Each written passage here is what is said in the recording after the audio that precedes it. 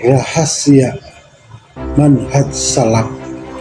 Nah, kita sering mendengar istilah manhaj salaf baik di medsos ataupun di masyarakat tentang manhaj salaf, dan pastinya banyak yang sudah tahu tentang manhaj salaf karena mungkin saat ini sudah banyak yang mempelajarinya dan banyak yang menyadari dan paham tentang apa itu manhaj salaf.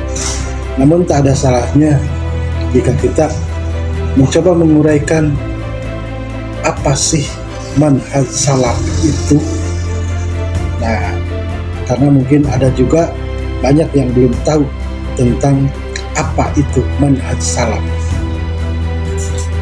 Manhaj salaf itu terdiri dari dua suku kata. Yang pertama kata manhaj, yang kedua kata salaf.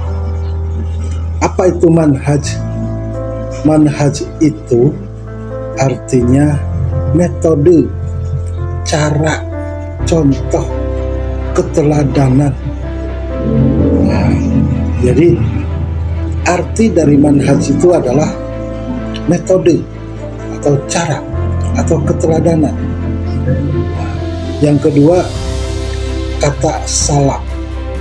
Apa itu salaf? Salaf itu artinya orang-orang terdahulu. Nah, ini sebenarnya kata orang-orang terdahulu dari arti salaf ini adalah arti menurut versi orang-orang zaman sekarang. Orang-orang zaman sekarang menafsirkan salaf dengan arti orang-orang terdahulu. Siapa itu orang-orang terdahulu yang dimaksud? Orang-orang terdahulu yang dimaksud itu adalah para sahabat, para tabi'in, para tabi'ut tabi'in. Nah, dijadikan rujukan sebagai cara menjalankan ajaran agama paling benar dengan mencontoh orang-orang salaf yang barusan disebutkan, yaitu para sahabat Nabi, para tabi'in, para tabi'ut tabi'in. Para sahabat itu adalah orang-orang yang bersama Nabi saat Nabi masih hidup. Para sahabat menjalankan ajaran agama dan kehidupan langsung diajarkan oleh Nabi. Yang kedua, tabi'in. Tabi'in itu adalah orang-orang yang belajar ajaran agama, mendapat pelajaran dari para sahabat setelah Nabi Muhammad wafat. Ini arti tabi'in. Jadi tabi'in itu mendapat ilmu pelajaran ajaran agama dari para sahabat setelah Nabi Muhammad wafat. Dan tabi'ut tabi'in artinya adalah orang-orang yang belajar ajaran agama kepada para tabi'in setelah Nabi Muhammad dan para sahabat wafat.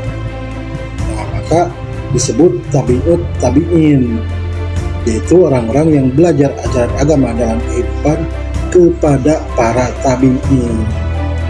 Nah, jadi itulah rujukan kaum manhaj salaf menjalankan ajaran agama dengan menjadikan salaf sebagai rujukannya. Nabi Muhammad bersabda di dalam sebuah hadis bahwa khairun nas qarni, sebaik-baik generasi adalah generasiku, yaitu generasi Nabi Muhammad bersama para sahabat. Summal ladzina yalunahum, summal ladzina yalunahum. Kemudian generasi terbaik selanjutnya adalah generasi setelahku, kata Nabi Muhammad, dan selanjutnya generasi setelahnya. Jadi 3 generasi yang disabdakan Nabi sebagai generasi terbaik. Sabda Nabi yang menyebutkan generasi terbaik ini adalah sabda sebuah penghormatan, penghargaan Nabi kepada para sahabat, para tabi'in, para tabi'in yang menyebarkan ajaran agama yang diajarkan Nabi hingga ajaran agama tersebar ke seluruh dunia. Nah, jadi penghargaan, penghormatan Nabi kepada generasi-generasi terbaik. Namun perlu dipahami bahwa penghormatan Nabi kepada 3 generasi terbaik ini tidak lantas Nabi memerintahkan untuk meneladani generasi-generasi yang barusan, tidak lantas memerintahkan untuk mencontoh generasi-generasi barusan, mencontoh sahabat, mencontoh tabi'in, mencontoh tabi'in. Nabi tidak pernah memerintahkan untuk umat beriman yang muslim mencontoh 3 generasi terbaik. Sabda Nabi itu adalah penghormatan Nabi kepada generasi-generasi terbaik, bukan maksud untuk meneladani, mencontoh generasi salaf.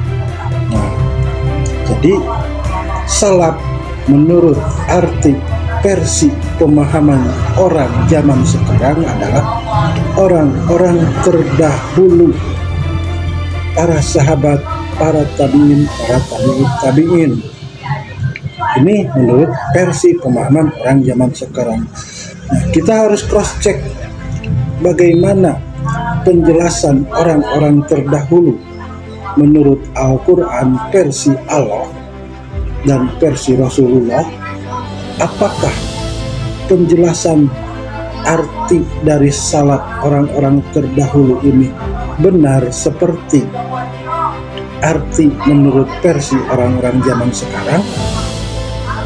Ini kita harus cross check bagaimana menurut versi Al-Quran dan hadis, Al-Quran dan Sunnah.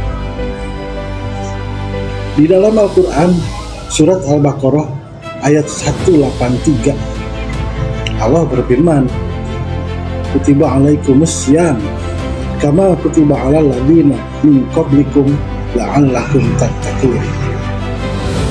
Diwajibkan padamu Muhammad berpuasa sebagaimana telah Allah wajibkan kepada orang-orang terdahulu sebelum kamu Muhammad, agar kamu Muhammad menjadi orang-orang yang bertakwa.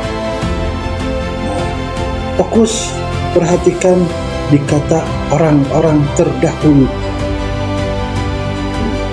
Diwajibkan padamu wahai Muhammad berpuasa sebagaimana telah Allah wajibkan kepada orang-orang terdahulu sebelum Muhammad, agar Muhammad engkau menjadi orang yang bertakwa. Jadi pada ayat itu Allah jelaskan makna dari kata orang-orang terdahulu yang dimaksud adalah orang-orang terdahulu sebelum Nabi Muhammad ada. Siapa orang-orang terdahulu sebelum Nabi Muhammad ada? Maka jelas orang-orang terdahulu sebelum Nabi Muhammad ada itu adalah para nabi dan para rasul sebelum Nabi Muhammad. Itulah makna orang-orang terdahulu.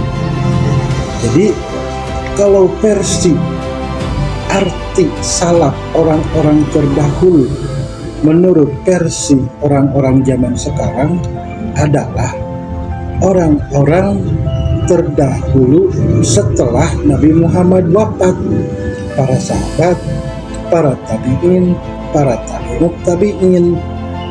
Sedangkan menurut versi Al-Quran bahwa orang-orang terdahulu yang dimaksud itu adalah orang-orang terdahulu sebelum Nabi Muhammad, yaitu para nabi dan para sahabat, para rasul sebelum Nabi Muhammad. bukan orang-orang terdahulu setelah Nabi Muhammad wafat. Bisa dipahami kan